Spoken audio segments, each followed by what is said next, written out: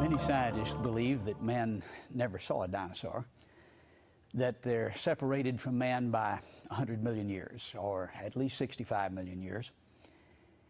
There are, however, many scientists who disagree with that based on the empirical evidence. And there is a great deal of evidence that man and dinosaur did exist at the same time. We want to look at some of that evidence this morning, especially what we find in Acambaro, Mexico. This is an area where we find ceramic dinosaurs from over 3,000 years ago that were excavated in the early 1900s. It's very obvious that these ceramic figurines are of dinosaurs. There are a number of different styles and materials that were used in making them. This is down in Mexico in the Central Highlands in the state of Guanajuato in the city of Acambaro.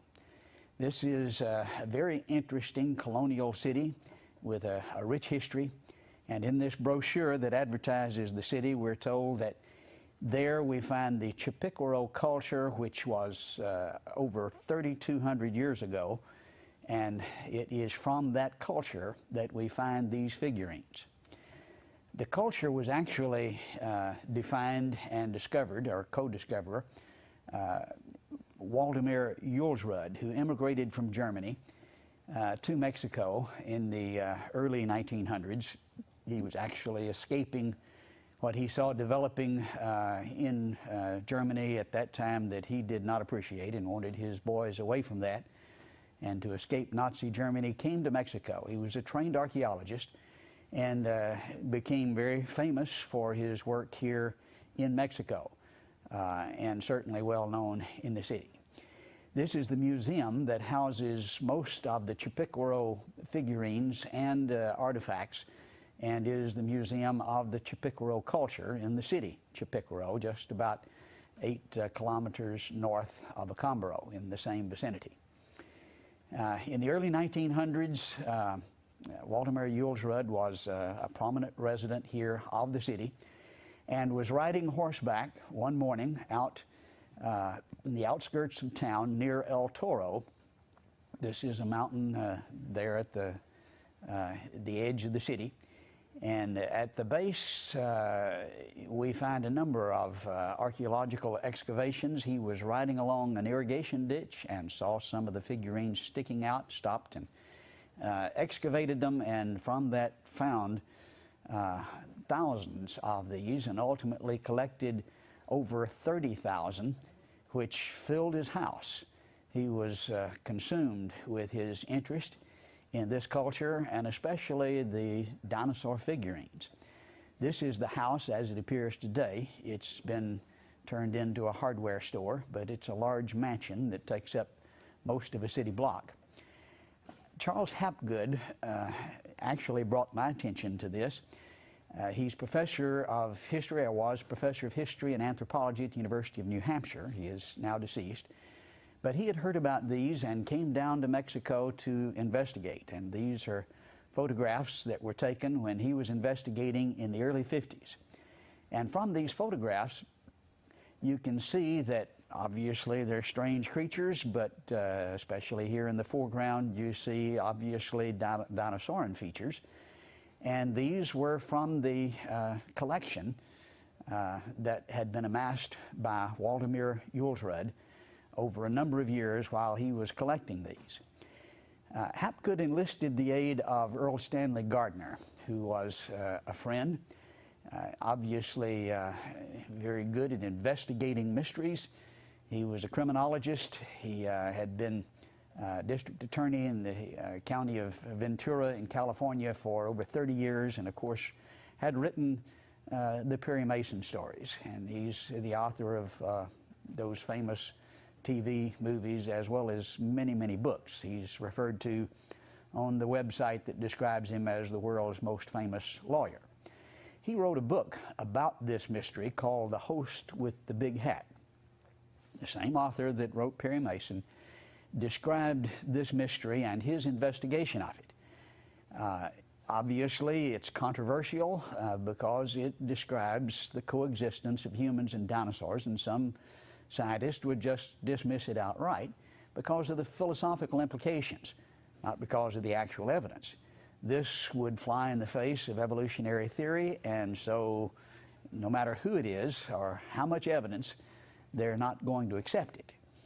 Here we see a picture of Professor Hapgood, Earl Stanley Gardner, together with Carlos Jules Rudd, who was the son of Waldemar Jules Rudd, and they worked together to try to solve this mystery and to prove that the father, Waldemar Jules Rudd, was not the one who manufactured these, which is what the critics were saying.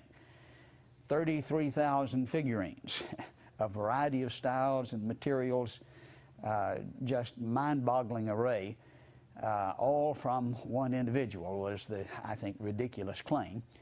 But Earl Stanley Gardner was enlisted to help investigate this and to prove it. And here we see him looking closely at some of these figurines, and he has pictures of them in his book. Here is one of the pictures from his book, and we notice the title, which says that dinosaurs do appear abundantly throughout the collection. He interviewed at length Carlos, the son of Waldemar Jules Rudd, who had gone out with his father to excavate on a number of occasions and had found numbers of these things while he was working with his father. He also here is seen interviewing Professor Hapgood, and the two of them worked together. And notice in his book the description of the work that was done to refute the idea that Waldemar Jules Rudd was the author, the manufacturer, the source of these dinosaur figurines. Here, quoting from Earl Stanley Gardner, Professor Hapgood lay awake at night trying to devise new tests, new places to dig. He even went to a road which had apparently been undisturbed for many years, and by many years he's referring to hundreds of years. He dug under the road with permission from the government, and sure enough found the Jules Rudd type figurines under the road. He continues saying in many places in Mexico, boundary lines between fields are marked by stone walls which are hundreds of years old. And he goes on to describe excavation under these walls where, again, they found examples of the Jules Rudd type figurines, including dinosaurs. And then an amazing, just ingenious test was proposed together with the chief of police of Acambaro. His house had been built some 50 years before Jules Rudd immigrated from Germany. It was one of the original houses. Adobe brick was the construction material. He said, let's dig under the house of the police chief, under the living room floor. And if these figurines are found there, then obviously Jules Rudd would not be the source of this material.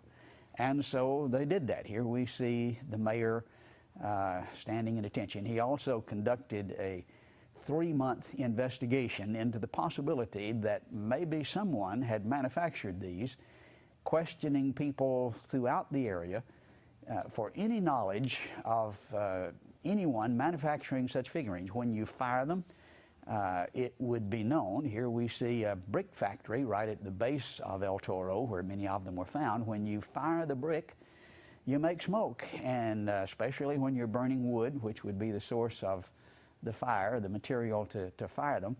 And you can't do this without being known. And in a 3-month investigation, the police chief found no evidence that they had been manufactured recently.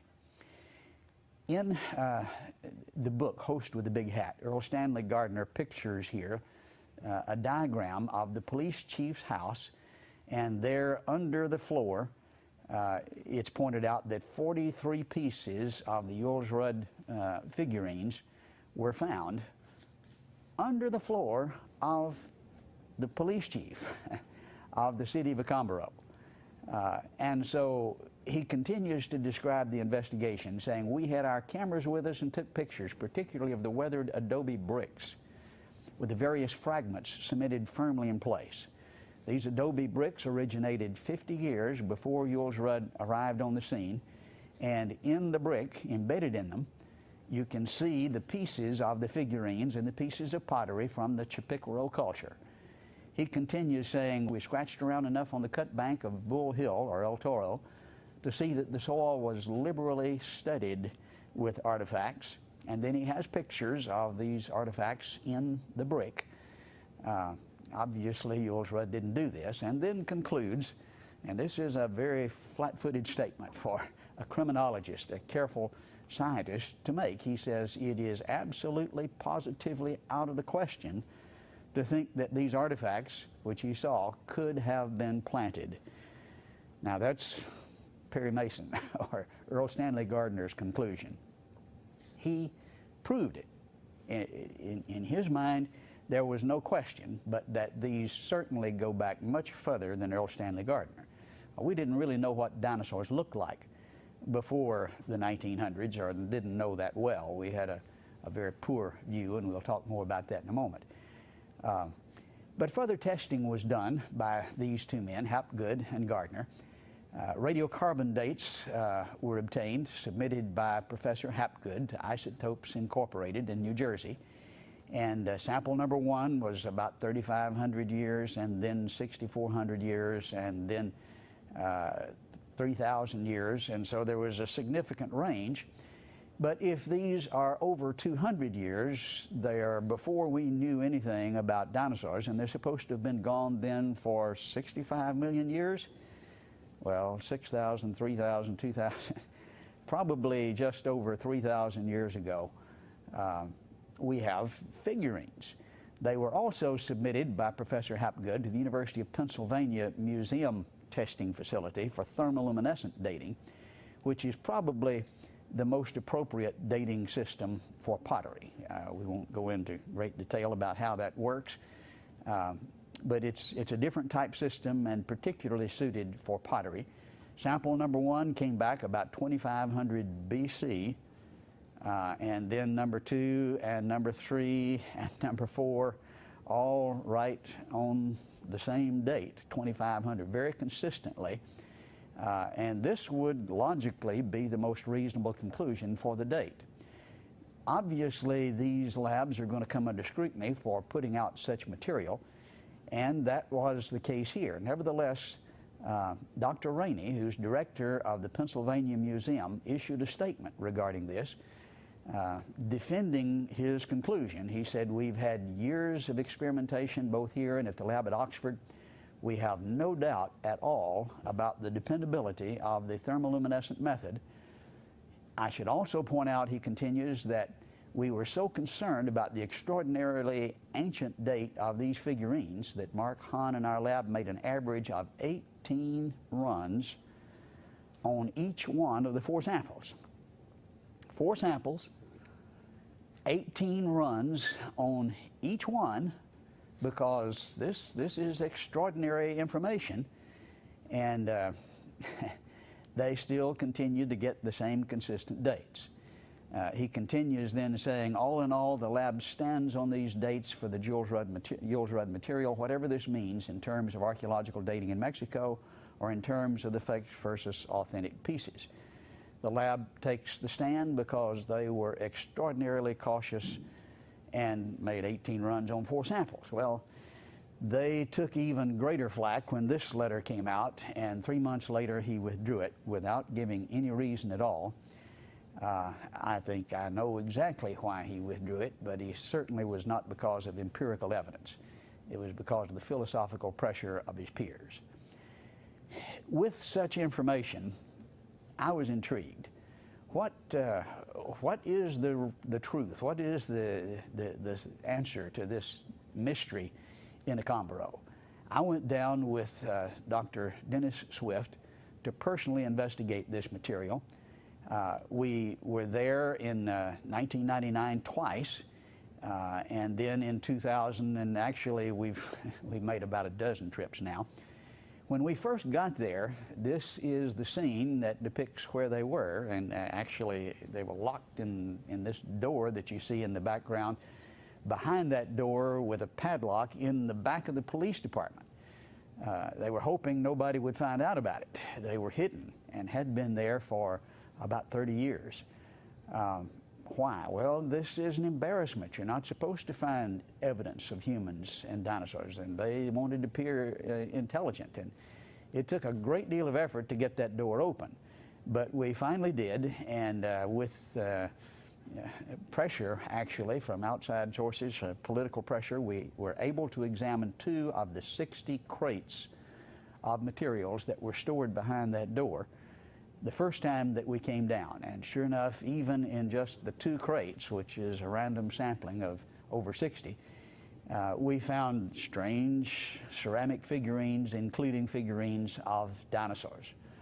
The second time we came down, we were able to examine more crates, still not all of them, but here we have a number of them spread out on the table. Dr. Swift is actually mocking the great security with which these were guarded.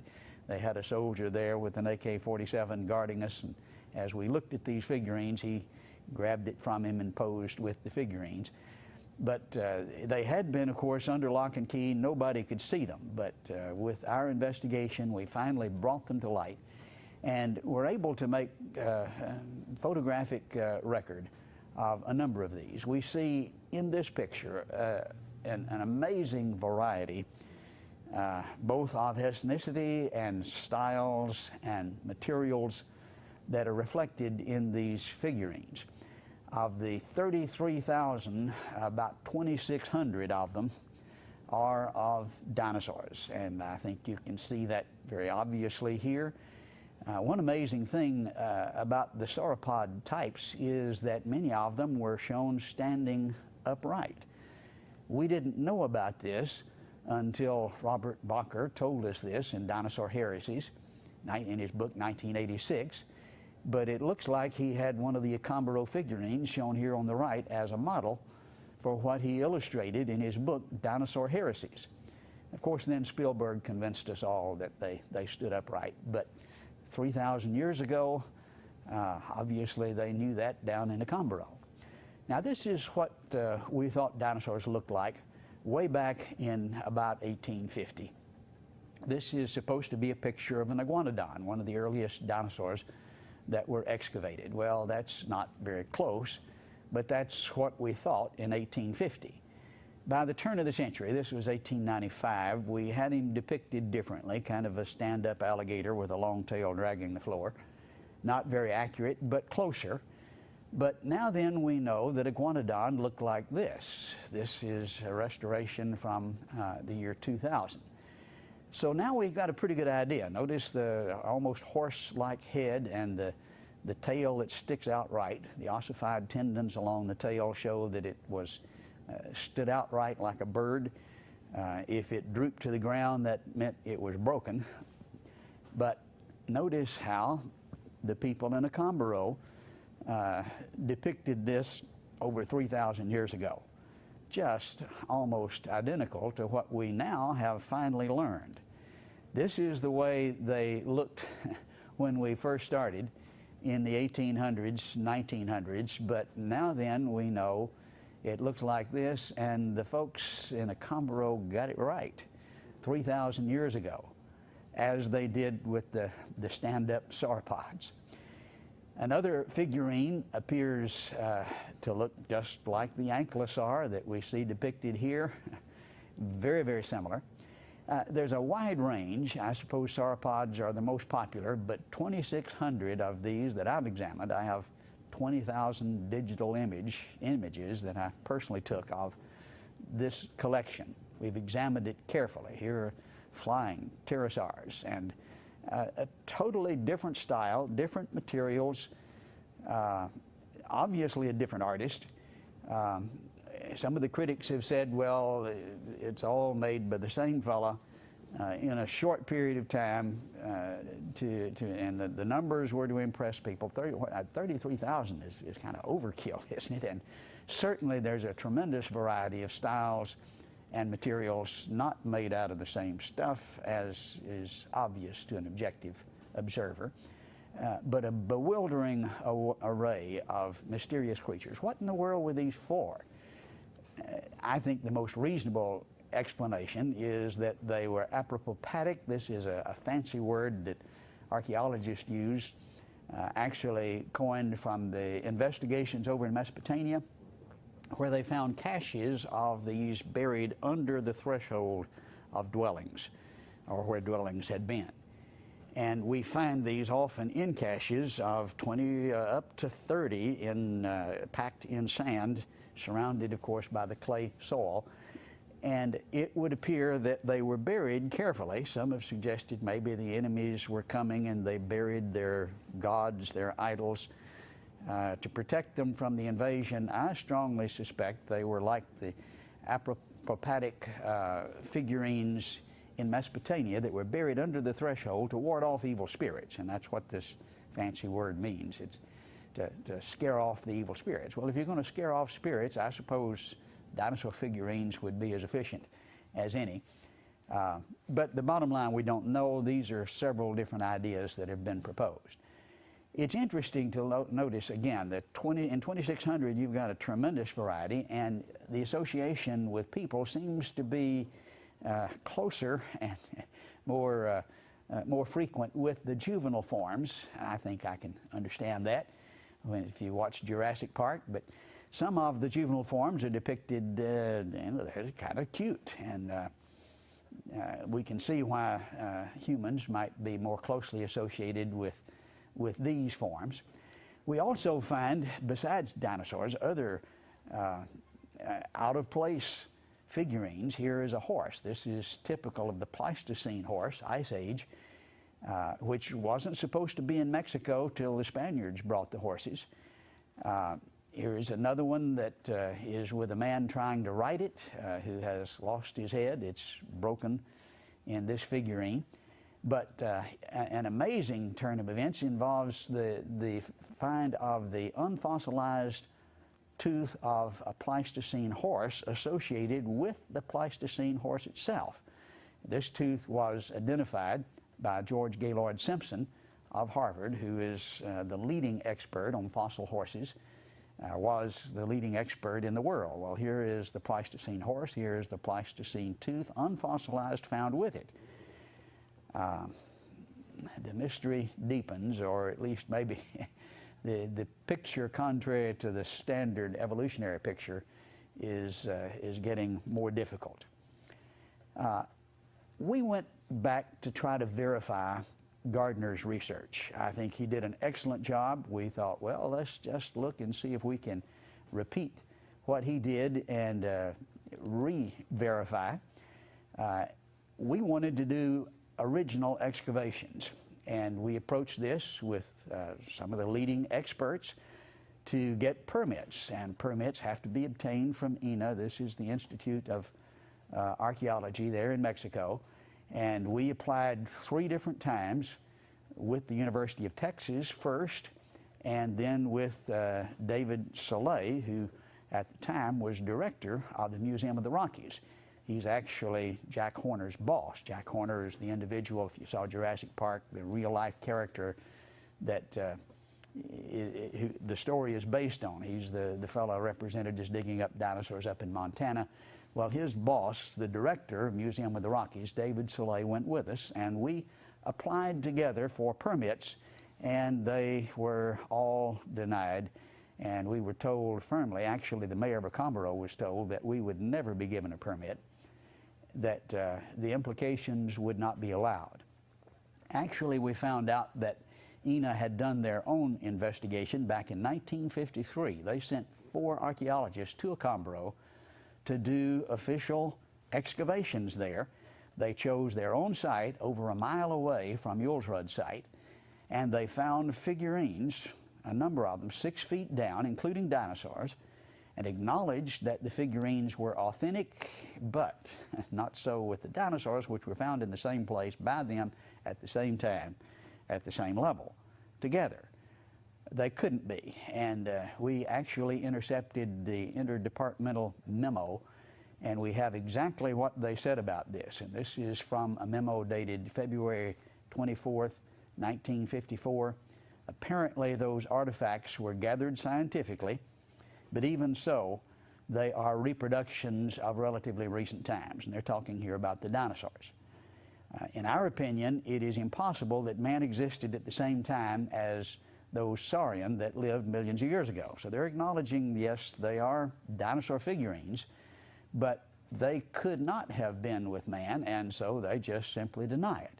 Continuing, they say, it's our opinion, in our opinion, the only archaeological artifacts are the collections of vessels and other Chipiquaro pieces that they found at the same time. These are authentic and represent great archaeological value for our studies. So in the same hole at the same time, they found authentic ones, but dinosaurs with them couldn't be, and so they just deny it.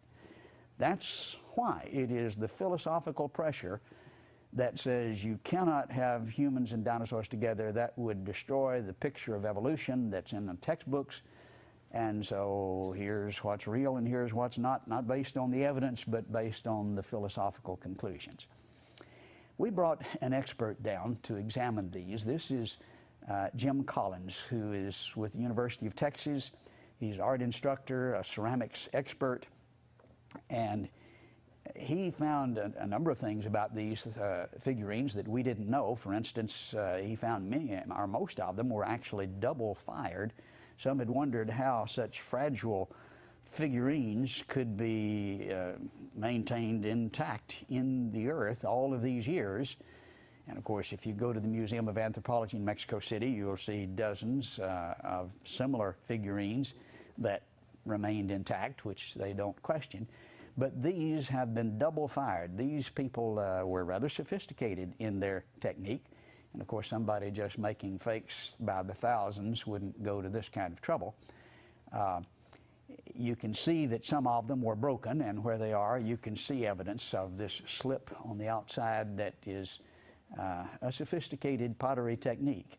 This is compared with the broken piece from the National Museum of Anthropology and compares favorably with it, actually better fired than this excellent piece. We went back to the house that the police chief owned, under which Earl Stanley Gardner had excavated 43 pieces of Yules Rud type material, and found that it had been covered with modern brick now in modern times, and that was somewhat disappointed. We wanted to see the adobe brick. We did look across the street, and sure enough, there it had not been covered by modern brick. The adobe brick was still obvious, and as we looked carefully here, Professor Collins is looking closely at those brick, and you can see, yes, as Earl Stanley Gardner said, they are studded with the pottery pieces from the Chipiquaro culture, and that's obvious. And as we look carefully at one of the bricks, this is directly across the street from the house of the police chief where Earl Stanley Gardner investigated. In one of those bricks, lo and behold, there's a dinosaur sticking his face out. And if you listen very carefully, you can hear him say, "Na na na na na na," just making a mockery of the idea that man and humans have to be millions of years apart. These brick, done 50 years before Yules Rud arrived, contained pieces of the ancient Chipiquaro culture, which were scattered in the clay and scooped up and used to make brick, not intentionally taking the fragments, but you just can't scoop up the material without getting some of them in it. Let's go back and look carefully at some of the witnesses who have testified to the fact that they helped Yules Rud excavate these, and that these were parts of what was found from original excavations. One of the more credible witnesses, I believe, would be the grandson of Walter Yules Rud. He is a rather well-known contractor in the area. He is well-to-do, well-educated. He's standing here beside the grave of his grandfather, testifying about going out and excavating these figurines with him. We have about 20 minutes of recorded testimonies with him standing right there by the grave, telling of the figurines that he helped his father excavate. This is one of the ones that he had in his very nice home there in Lyon. And here, this is a beautiful dinosaur of the sauropod type that he personally excavated with his grandfather. We also found, as we investigated and talked to a number of witnesses, that El Toro was not the only site where dinosaurs were found. On the opposite side of the city, the north side, you find El Chivo, Goat Mountain. And at the base of this mountain, there was a lake and a site where ancient Chipicoro people had made dwellings. And you can see places where the dwellings were there between the lake site and the bottom of the hill. And I was taken there by an individual, Mr. Espinoza, who is now an accountant there in Acambaro, who as a teenager went with Waldemar Julsrud. He had enlisted several of the young people to go with him to help him dig and to help him carry back the materials that they found. And he took me to the spot. He said, here is where we dug, and here is the type of thing we found. He drew sketches of the materials. A very credible witness. And then we have Dr. Hinion, who is actually a hero in Acambaro, or at least I would describe him as such. Several did to me. He has a medical practice in Guadalajara, several miles away, but he comes back on the weekends to help the poor people of Acambaro. Their culture, their economy is not nearly so thriving, and many of them are poor. And he practices medicine there in Acambaro free of charge to help those who are poor. He could run for mayor and win hands down. He's not interested in that. He's interested in helping people. But he told us that he was one of the ones who went with Julsrud to excavate these. He excavated them with him underground that was hard-packed, covered with grass and with cactus. And on one occasion, they got literally 2 big sacks, these what we would call tow sacks, burlap sacks, full of these figurines in one trip, put them on the back of a burro, and came back. A very credible witness who is certainly willing to affirm that this is the case even today. And then we have Mr. Martinez, who was formerly chief of the federal police in the area just about 10 years earlier when this picture was taken. He is now retired. And he is he tells an interesting story because he actually confiscated over 3,000 of these figurines from 2 individuals who were illegally excavating at El Chivo. They had found where a number of these were buried, and they were just digging up a storm in the middle of the night and selling them across the border. And he caught them and put them in the federal penitentiary. They were convicted of dealing in illegal artifacts. And so the federal government decided these were real, authentic antiquities and put them in jail. He said among these artifacts that they had excavated were dinosaurs, and he drew sketches of several of them. They were then added to the Julsrud collection, which is there in Acambaro still today. But some people will say, well, Julsrud was the source of all of these. Well, we can prove they were there before Julsrud. We can prove they were excavated after Julsrud.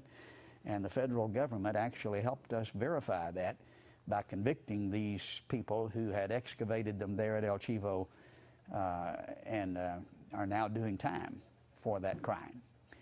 Then we have Mr. Perea, very interesting individual. He was former director of archaeology of the Acambaro zone of the National Museum of Anthropology in Mexico City, the largest anthropological museum in the world. At the time Julsrud was in Acambaro, he was the director of archaeology for the area, and it was his job to verify and to authenticate the finds. And he and Julsrud were actually antagonists. They didn't get along well at all because Julsrud didn't go to the trouble of getting permits most of the time. And he would complain and threaten to put him in jail, and they fussed and fought all the time. But he saw the figurines that Julsrud excavated. Furthermore, the farmers at the time continually found such figurines, and he was called in to authenticate and verify. He said he saw hundreds of them, excavated by farmers that Jules Rudd had nothing to do with. Many of them took them to Jules Rudd, who would often pay the farmers just a small fee to help increase his collection. He worked with Ramon Pinachon, who is perhaps the most famous archaeologist in Mexico history. He was 20 years president of the National Museum of Anthropology, again, the largest anthropological museum in the world. And they particularly worked together on a dig at Chipicoro in the 1940s, where they were getting ready to flood the area, putting up a dam, and had to move some of the tombs, the graves of the ancient Chipicoro sites. And here we see a picture of that dig with an early picture of Ramon Pinachon and Beatrice, his wife, whom he met on that trip and married. She became an archaeologist and is still an archaeologist serving in one of the museums there in Mexico City today.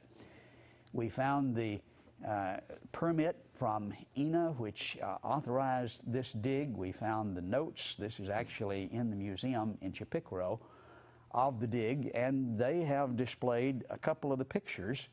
I took this picture of some of the artifacts that came from that dig, supervised by Ramon Pinachon. Mr. Perea, who was there representing the museum at the time, he was the director of that area, worked with them. He says in this tomb, the ones in this picture, they found a dinosaur. That is not a figurine, but an actual dinosaur that was about 30 feet long.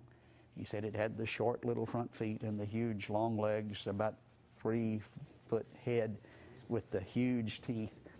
We have his recorded testimony, about 2 hours of a detailed description of exactly what they found. He said Ramon Pinachon took pictures of this. He has the pictures. Well, that pricked our ears up.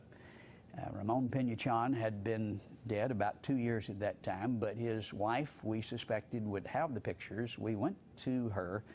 She said, yes, I had them. I've seen the pictures. I have donated them to INA, the Institute of Archaeology. Well, that was disappointing because they had stonewalled our effort to get permits. But she called them at our request, asked them to allow us to examine these photographs. We got in a cab. We went immediately to the Institute of Archaeology, walked in the door. The supervisor there who met us recognized me in my previous attempts to get permits, and he said, no, you cannot see them. He had promised Beatrix Pinachon that we would be allowed, but he says, I don't care what I promised, you can't see them. This was a stonewall. We've run into this several times. That information is there, it's being covered up. Interestingly, in association with that, we found this picture of Waldemar Jules Rudd, which is in the museum there today, the Jules Rudd Museum, which we'll look at in a moment. And here he's standing with a large dinosaur bone. In his book, Enigmas of the Past, he describes finding, partially buried, a dinosaur with fresh bones, that is unfossilized, and here he's standing there with one of those bones. And we took the picture to some experts to see if they could identify that. And here we see Brooks Britt of the Department of Geology at Brigham Young University making the comment, the large bone appears to be a sauropod rib. And so we find the tooth from the horse. We find the sauropod rib. We find the testimony of a buried dinosaur from Mr. Pena, who was director of the Institute of Archaeology there for the Acambaro Zone, or at least the Museum of Archaeology for the Acambaro Zone, all testifying that there were dinosaurs not too long ago, unfossilized remains. As we look at the incredible variety of styles and materials and subjects of the 33,000 figurines, it's just mind-boggling. I think we're looking at a pig here, maybe. Probably a pig here, but this wasn't made by the same fella. This is a totally different style. And maybe that's a pig, but certainly very, very different. Possibly we're looking at a dog here. Another one here with his master that looks a lot like Chewbacca. Here's, I guess, a bird, rather stylistically done, and another totally different bird. But the array of styles is just mind-boggling. Professor Collins estimated there were at least 100 different artists that were involved in producing this vast array. It's interesting to notice the variety of ethnicity that's represented. This appears to be an Egyptian motif from some of the figurines, again from the collection. And many of them are very Oriental in style, as you can see here. And some of them are very African in style. It seems undeniable that these have an African appearance, while others are very European. Again, from 3,000 years ago. Notice the very artistically done dinosaur here compared with a totally different style, not done by the same artist. And I don't know who did that, maybe somebody with a nightmare that got scared to death by them. But certainly different styles. Here's a rather stylistic, artistically done dinosaur, very different. Some of them almost cartoonish. Again, totally different styles, different materials, obviously different artists. But a vast array, and as we look at the general configuration, is there any doubt what's being depicted here? They had to have been seeing the dinosaurs some 3,000 years ago. And here's just example after example. This Diplodocus type looks like it stepped out of a Spielberg movie. Again, if you know dinosaurs, you recognize immediately some of these forms, and though some of them are cartoonish and stylistically done, there's no question as to what we're looking at. Here's the Stegosaurus. This is another one, but a different artist did this one in a totally different style. Again, one after another, you see unquestionable resemblance. Many of them were in the form of pendants with a hole in the center they wore around their neck, again lending credibility to the idea these were to scare off the evil spirits. But we saw literally dozens of these, and many of the figures of the people could be seen with these pendants sculpted in the figurine. Man with dinosaur. How do you avoid the conclusion? Many of them are seen fighting. Sometimes the man's getting the best of the fight, and sometimes the dinosaur, and usually with smaller ones. We would assume more juvenile forms. Here the dinosaur is getting the best of him. Many times with the juvenile forms, as you can see, some of them still showing some ferocity even as juveniles. But the depiction of them fighting together, here the dinosaur getting the best and here the man getting the best, shows the kind of conflict that very likely was going on at this time. Here's one with a spear in his neck, but very closely resembling our modern knowledge of what dinosaurs look like. This one is my wife's favorite. We could go on and on and on, 2,600 of them. On a recent trip to Mexico, we made additional discoveries here at the foot of El Toro. Actually, we didn't do the digging, but this was done by an individual who was digging clay for bricks. He has his own brick factory and permits to take clay from this area right at the foot of El Toro, not far from where Jules Rudd had done his excavations. And he showed us a number of the beautiful vases and figures that he had gotten from the area, and one of them was extremely interesting. This dinosauran type creature is very similar to the Bullosaurus depicted here by Romer. A very obvious similarity, but again the dermal frills along the back are typical of the dinosaur type. And a number like this were found, and this was done, of course, about the year 2000, 2002, 2003, continuing the excavation. He continues to find these long after Jules Rudd, of course, has passed away. They continue to be excavated in spite of Ina's strong effort to keep us from doing that. We can't, or we would be in jail because we don't have the permits. But he did have a permit to get them for his brick factory, or at least to get the clay.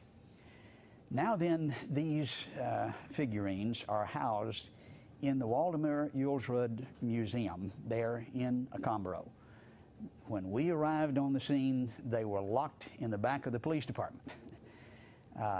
As we began to tell them the significance and began to present the evidence and show how they had been verified from various sources, they decided this was significant information, and in spite of Ina's opposition, they put up a museum, and they're very prominently and very professionally displayed, and you can go to Acambaro and see these and hear the story of Waldemar Julsrud and see some of the pictures that we've shown you.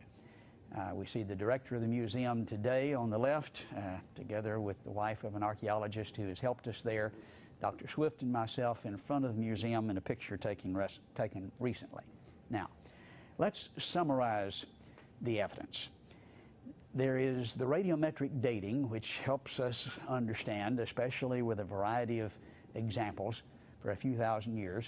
Radiocarbon first, according to Hapgood, some 3,000 to 6,000 years, and then thermoluminescent dating that was consistently at about 4,000 years, or 2,500 BC. And then also a recent radiocarbon dating was done by Neil Steedy, which indicated 1.5 to 4,000, a range. But still, if you have it more than 200 years, again, you have the destruction of the story that's told in the textbooks. Looking at the witnesses and summarizing, there's Waldemar Julsrud, who was co-discoverer of the Chipicoro culture, collected over 37,000 artifacts, wrote the book, Enigmas del Pasado, or Mysteries of the Past. Carlos Julsrud, his son, who also described excavating dinosaurs with his father, and then the grandson, Carlos Julsrud, who described excavating dinosaurs with his grandfather and recorded that testimony beside his grandfather's tomb and showed us examples that he'd excavated. There is Dr. Hinion, physician Guadalajara, that described his excavations with Julsrud as a youth and sketched some of the dinosaurs that he found. There is Mr. Espinozo, who is an accountant, who personally took us to the site where he had excavated and also sketched dinosaurs that he had found. There is Carlos Perea, who was former director of archaeology of the Acambaro zone of the National Museum of Anthropology, who described excavations with Ramon Pinachan, dinosaurs and humans together. And then there's Charles Hapgood, professor of history of anthropology at the University of New Hampshire. He excavated dinosaur figurines under roads, helped excavate under the house of the police chief and under walls, stone walls that had been there for hundreds of years, and wrote the book Mystery of Acambaro, detailing his investigation. Together with Earl Stanley Gardner, the famous author of Perry Mason, a criminologist, a district attorney in the Los Angeles area for 30 years, proved, I think beyond any shadow of a doubt, he certainly claimed so, that the figurines predated Julsrud beyond any shadow of a doubt. And then there's the mayor of Acambaro, who worked together with Earl Stanley Gardner and conducted his own 3-month investigation for fraud, trying to find anyone who knew anything about manufacturing these things, and allowed the excavation under his floor. There's Mr. Marinas, number 10, who was the chief of federal police. Guadalajara confiscated over 3,000 of these figurines from 2 who were excavating illegally, including dinosaurs in the collection, and sketched those for us. Now that's a huge collection of witnesses. If you were in court trying to refute the testimony of such individuals, you'd be in serious trouble. There's Waldemar Julsrud, there's Carlos the son, there is, again, Carlos the grandson, there's Dr. Hinion, there is the accountant, Mr. Espinoza, there's Carlos Perea, the director of the Acambaro zone for the National Museum, there's Charles Hapgood of the University of New Hampshire, there's Earl Stanley Gardner, author of Perry Mason, the mayor of the city, and then the chief of the federal police. That's an impressive array of witnesses, and they all testify to the authenticity of these figurines, that Julsrud certainly was not the author. They were there long before he was. I think the conclusion is absolutely inescapable that humans and dinosaurs lived together. The only opposition, the only problem, the only reason that's not just really obvious and accepted without question is the philosophical implication. Nova did an investigation of some of this material, produced the brief video, God, Darwin, and the Dinosaurs, in which they discussed the subject, dinosaurs side by side with humans, particularly with reference to the evidence at Glen Rose, Texas. But they showed clearly the implications, saying finding them would counter evidence that humans evolved long after dinosaurs became extinct. Now that's the fundamental conclusion that they will deny and will not accept, and back up the claim that all species, including man, were created at one time. Now that's the significance, according to Nova, and I think they're absolutely correct. That's why many refuse to accept the obvious implications. I think we ought to be honest and just follow the evidence where it leads. That's good science, that's good archaeology, and that's what we ought to believe.